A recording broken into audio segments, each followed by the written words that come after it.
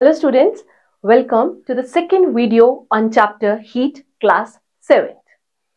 In my last video, I taught you what heat is. In this video, I'm going to tell you about the various methods of transference of heat. So, transfer of heat. ये word आपने बहुत बार सुना होगा. It means to carry. So, what is transfer of heat? To carry the heat from one part of the object to the other part. It is called as transference of heat. Suppose this is the object. मैंने इसको heat supply किया, यहां से यहां तक गया. This is called from one transference of heat from one part of the object to the another part of the object. It can be from one object to another object also. Transference of heat can be from one part of the object to the other part or from one object to the other object. For example, chai ka cup, a hot cup of tea or coffee or milk, whatever. And then we put a steel spoon in it, cold steel spoon. चम्मच आपने लिया एक steel का but और उसको आपने उस चाय के कप में डाल दिया. थोड़ी देर के बाद आप देखेंगे कि वो जो चम्मच है वो गर्म हो जाएगा. वो क्या हो जाएगा? गर्म हो जाएगा. That is the transference of heat from one object, that is from the tea to the spoon. Or that it means that heat flows from hot object which is at a higher temperature to the cold object that is at a lower temperature. In this case जो मैंने आपको example बताया उसमें जो hot object था वो क्या था? चाय. ज्यादा टेम्परेचर पे थी. कोल्ड ऑब्जेक्ट क्या था? स्पून. लोअर टेम्परेचर पे था. So heat always flows from the hot object to the cold object. अच्छा, अब ये heat कब तक फ्लो करती रहेगी? Flow of heat stops. कब स्टॉप हो जाएगा? When the two objects attain the same temperature.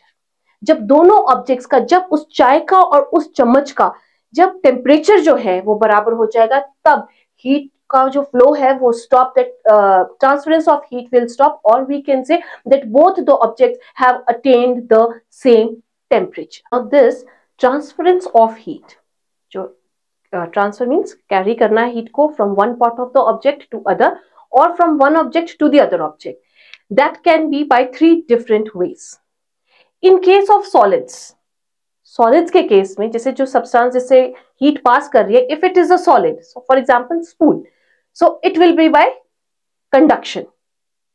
अभी मैं एक एक करके आपको समझाऊंगी, बट यू जस्ट रिमेंबर अभी तक ये कि सॉलिड्स में जो ट्रांसफरेंस ऑफ हीट होता है वो होता है bye conduction.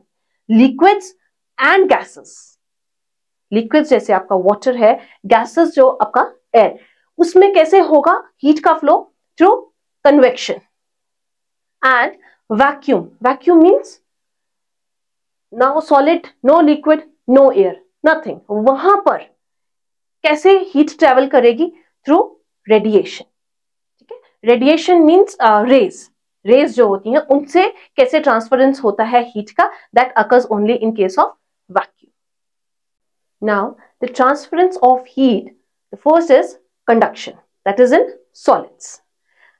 Look at this figure A. अभी हमने क्या किया? हमने एक स्पून लिया, उस स्पून का एक एंड जो उसका फ्रंट एंड होता है उसके नीचे हमने क्या किया? एक बर्नर को ऑन किया. ओके, ये जब हमने बर्नर ऑन किया और स्पून का ये वाला एंड जो है हमने उसके ऊपर रख दिया, तो क्या होगा? स्पून, क्योंकि वो हमने कौन सा स्पून लिया? स्टील का, तो वो गर्म हो जाएगा. जब ये पोर्शन जो फ्रंट पार्ट जो हमने बर्नर के ऊपर रखा, जैसे ही वो गर्म होगा तो हमने लिख दिया हॉट एंड. थोड़ी देर के बाद उस स्पून को मैंने अपने हाथ से पकड़ा है, थोड़ी देर के बाद मैं उस स्पून को अपने हाथ से पकड़ नहीं पाऊंगी. क्यों? Because the heat has been transferred from the hotter end to the colder end which was held by my hand और बाय माय फिंगर्स.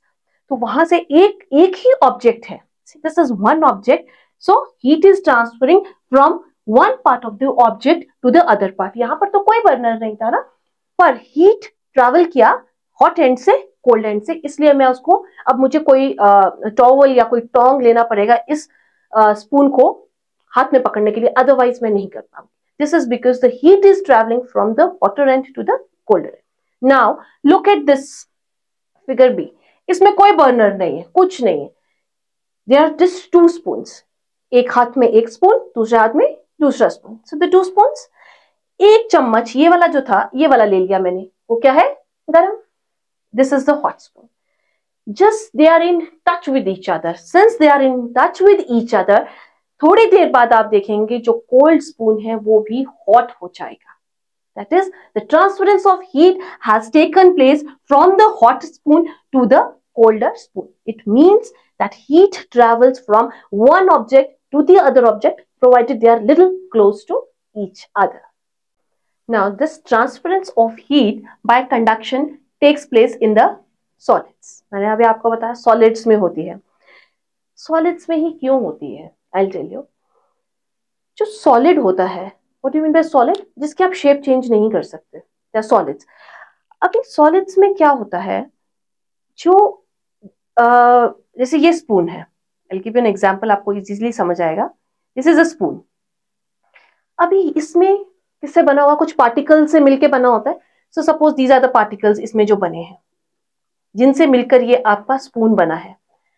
अब ये जो पार्टिकल्स होते हैं सॉलिड्स में, they are very very closely और tightly packed, बहुत ही ज्यादा टाइटली पैक्ड होते हैं, मतलब हिलने की जगह नहीं है इनको, ये हिलेंगे नहीं चाहे कुछ भी, ऐसे बिल्कुल पास पास पास पास होते हैं ये पार्टिकल्स। अब जब हमने हीट सप्लाई किया, अभी मैंने आपको एग्जांपल दिया ना, हीट मैंने सप्लाई किया था इस पे, यहाँ पे इसके फ्रंट एंड पे, यहाँ पे मैंने इसको हीट सप्लाई किया।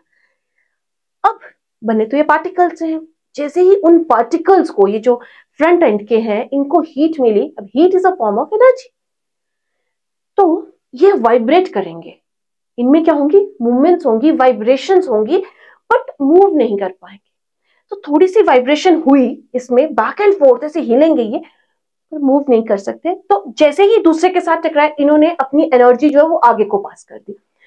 ऐसे ऐसे ऐसे सभी पास करते करते करते करते करते यहां तक पहुंच जाएगा, और आपका जो चम्मच है, आपका जो स्पून है, वो यहां तक गर्म हो जाएगा। So this is a way in which the conduction takes place in the solids. Basically क्या है, अगर ये क्वेश्चन आपको आता है तो आपने लिखना है, सॉलिड्स में जो पार्टिकल्स हैं, they are very tightly packed together.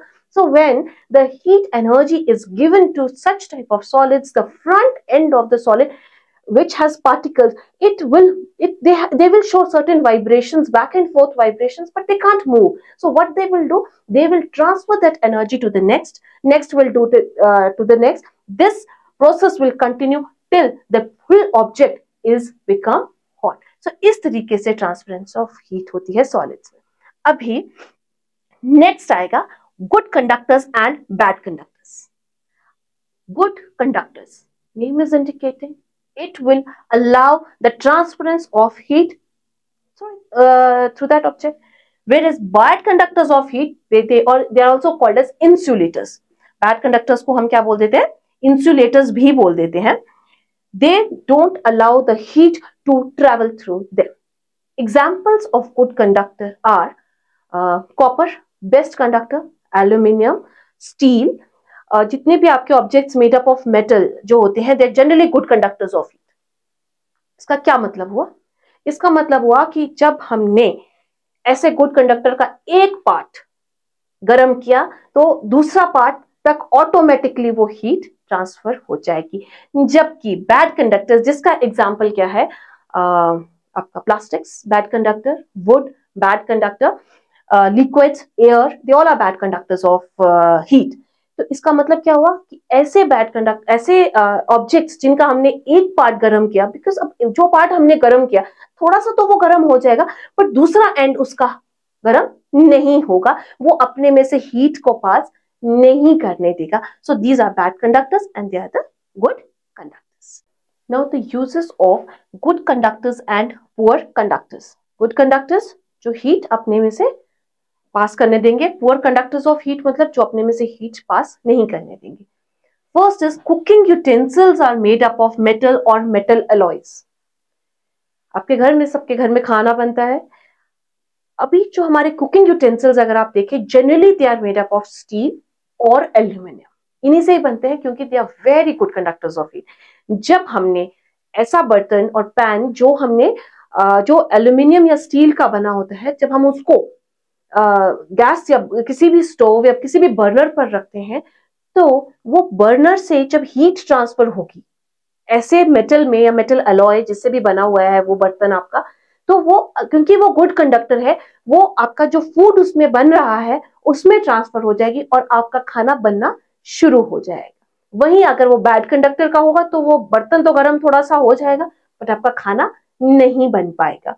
आजकल तो जो स्टील के बर्तन होते हैं, they are generally provided with, उनके जो बॉटम्स होते हैं, स्टील पैन्स के जो बॉटम है, they are made up of copper. Why? Because copper is a very good conductor of heat as compare to steel.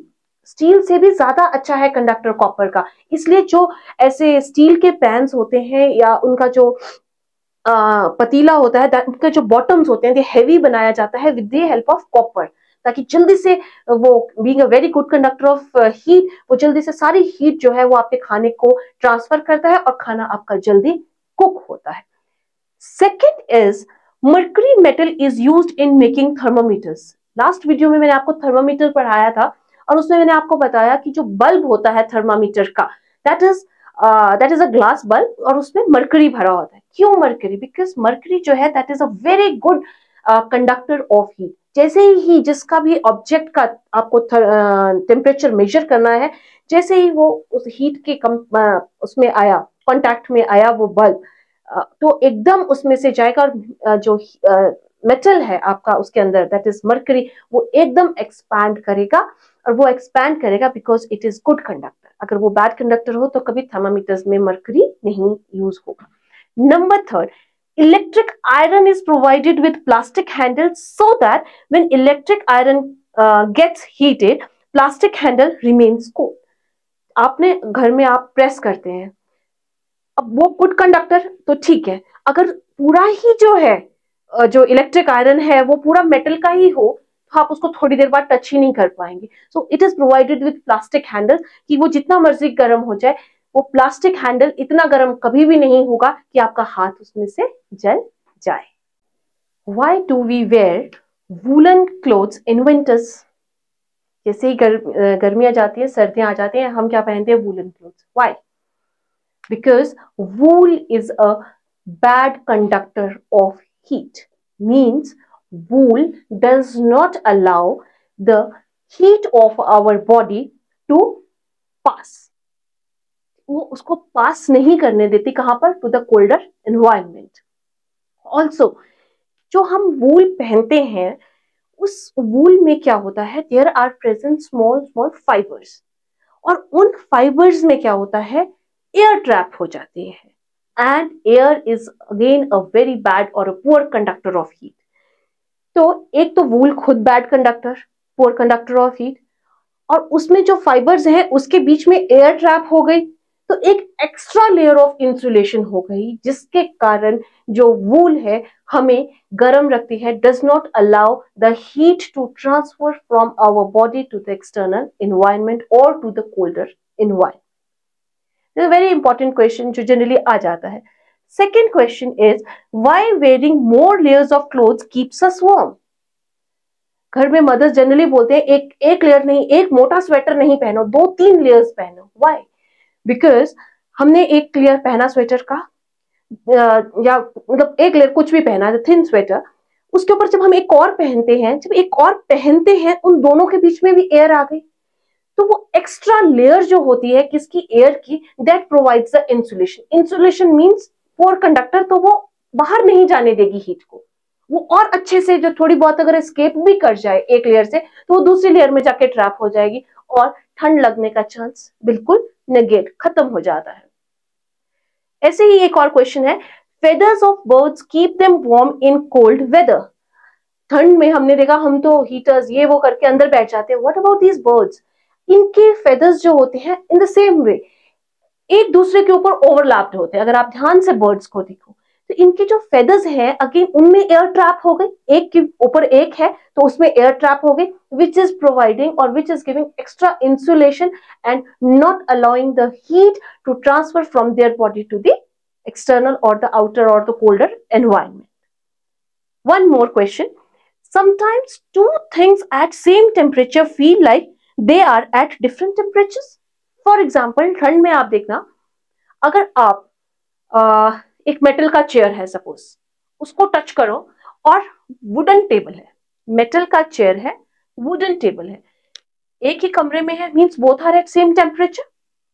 पर अगर आप मेटल वाले को टच करोगे ना तो आपको ठंड लगेगी, जबकि आप वुड वाले को हाथ लगाओगे आपको ठंड नहीं लगेगी, आपको ठंडा नहीं लगेगा।